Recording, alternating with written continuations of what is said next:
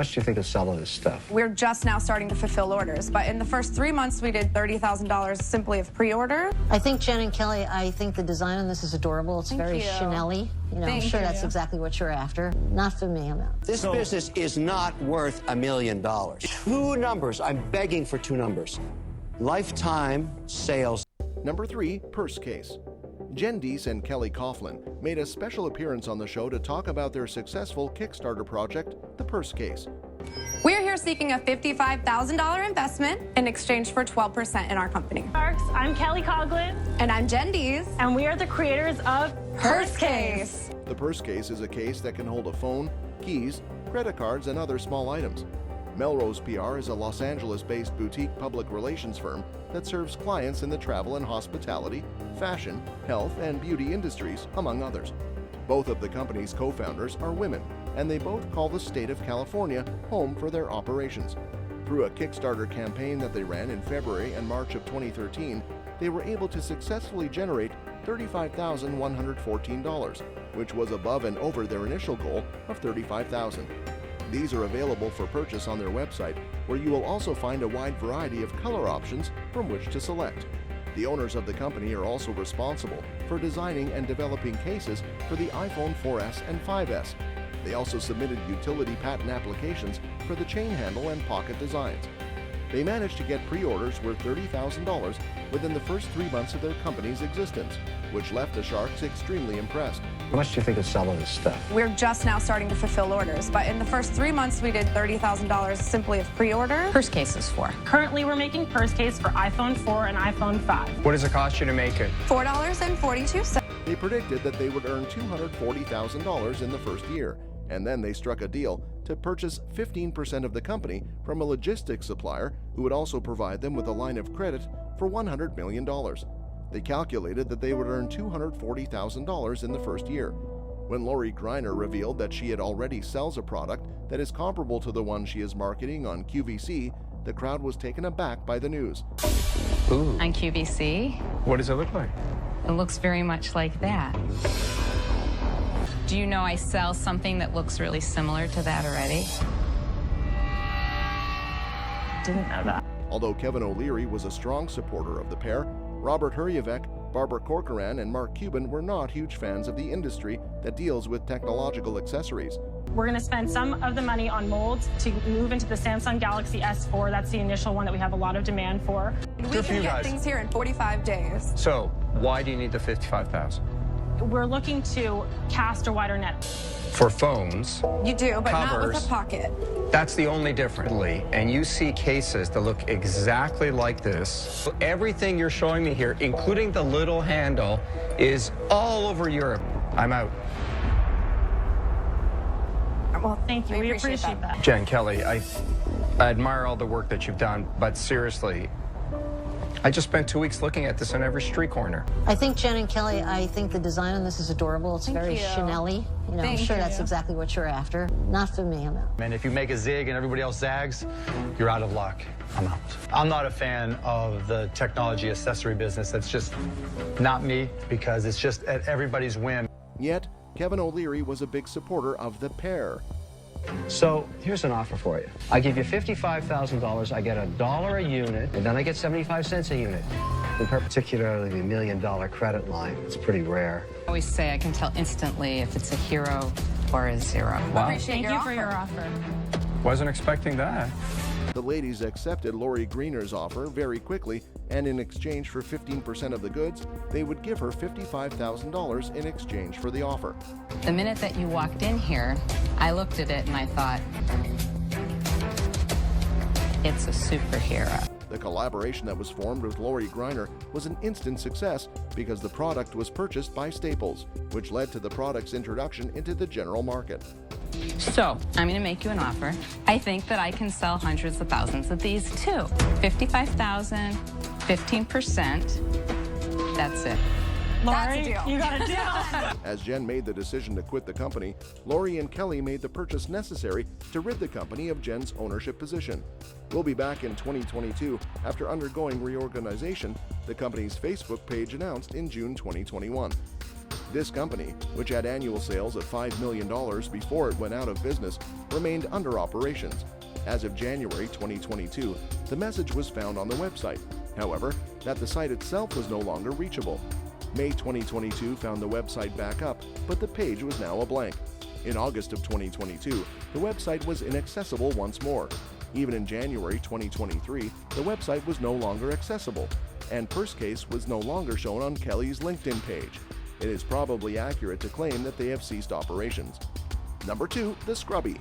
The Scrubby is an attachment for cleaning sponges that may be attached to a garden hose, as well as a sprayer for the kitchen sink. 3 people are responsible for marketing the Scrubby, and their names are Tyler Kessler, Jeff Dakin, and Matt Hosey. The 3 close friends came up with an idea for a prototype, and they took it to seasoned product engineers to obtain their comments on it. Hi, Sharks. My name's Matt. I'm Jeff. And I'm Tyler. It's called the what? The Scrubby! Together, they refer to themselves as the Side Hustle Homies.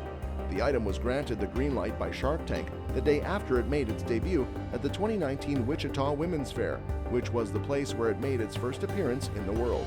And we're seeking $100,000 in exchange for 10% of our company called the Scrubby. A universal cleaning attachment that turns your ordinary sink sprayer into a supercharged cleaning machine. And we're confident that with your help, we can make this a success. The Scrubby has a threaded interior, so you can take it outdoors and screw it right onto your garden hose. It can be purchased for the low cost of $14.99 and can be utilized for a variety of purposes, including turning off sink sprayers, pulling down faucets, and attaching garden hoses.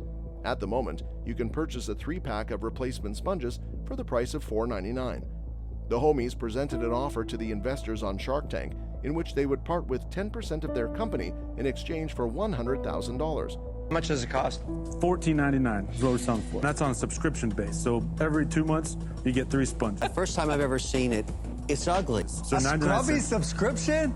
I bet Scrub Daddy doesn't have subscription. Guys, can I just make a comment about it? While they made their presentation, they showed off the product, which has a production cost of $53.60, but only sells for $14.99. This business is not worth $1 million. 2 numbers. I'm begging for 2 numbers.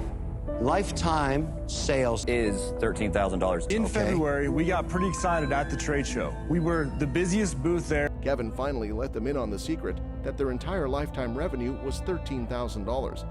We did a launch at a local trade show in Wichita, and we killed it. Everybody loved this. Killed it? The Scrubby's amazing product. It's one of a kind. So, guys, Is there a number? So the sales. 2019 sales. I've asked you 5 times. So How many dollars is that? That is right around $13,000. Oh. There are projections that we will do around $320,000 this year. Yeah, so they're just guessing. There's no real there, right? That's the problem. This revelation came after a great deal of work had been invested into getting their sales numbers.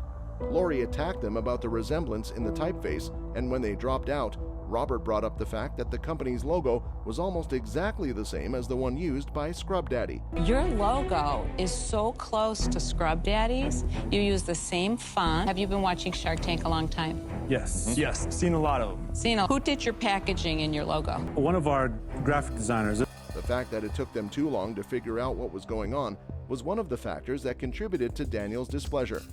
Another factor was Robert's opinion that they weren't hungry enough, and Mr. Wonderful's statement that he wouldn't give them the money. I am an investor. I have $100,000. I have no reason to give it to you.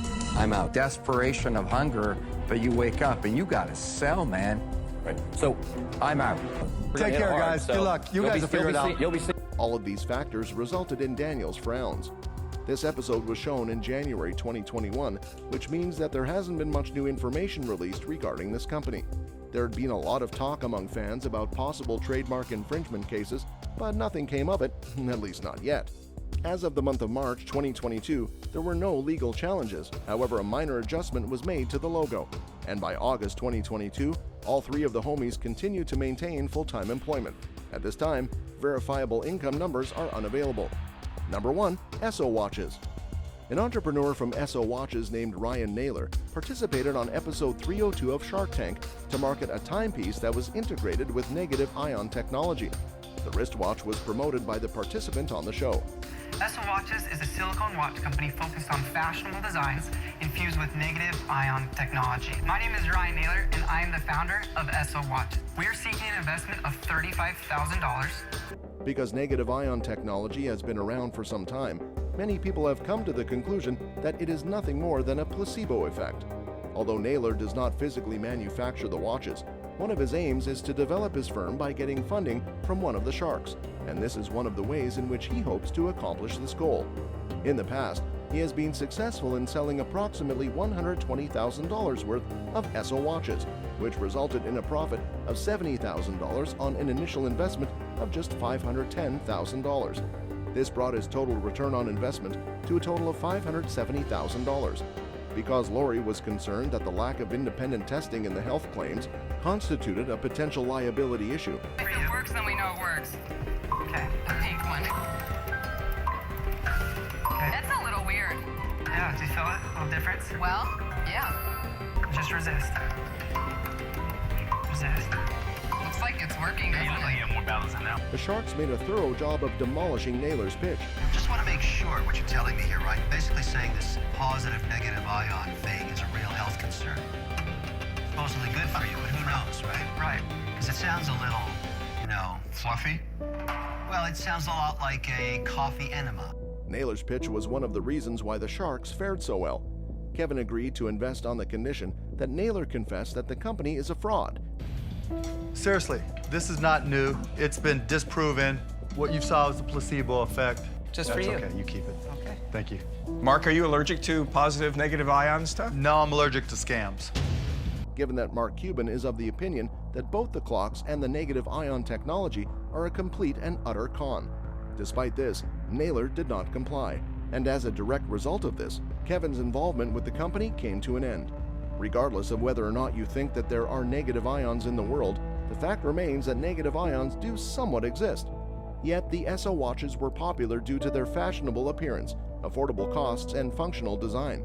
Naylor has experienced a huge boost in the amount of people purchasing his products through Amazon, as well as his own website, as a direct result of his appearance on the show. The website that belonged to the company in question has been taken offline ever since the initial broadcast and the subsequent rerun that took place over the course of the summer. While Mark Cuban maintains his campaign against negative ion technology, it has been reported that Esso is no longer available for him to utilize as a supporting point in his argument. That's all for today, folks. See you another time.